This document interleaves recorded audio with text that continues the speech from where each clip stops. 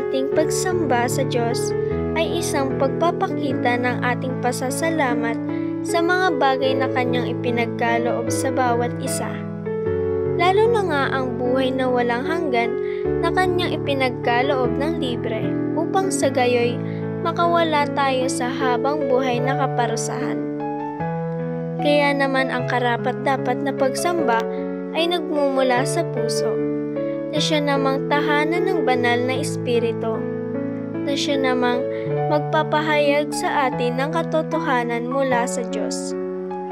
Kaya naman nasusulat sa Juan chapter 4 verse 24, ang Diyos ay Espiritu kaya dapat siyang sambahin sa Espiritu at sa katotohanan.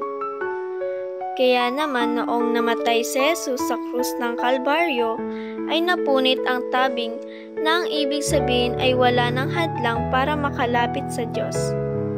Kaya naman makasasamba na tayo sa Diyos sa kahit anong oras at kahit na anong lugar. Kaya naman sa pamamagitan ni Jesus, ang lahat ay maaaring makasamba.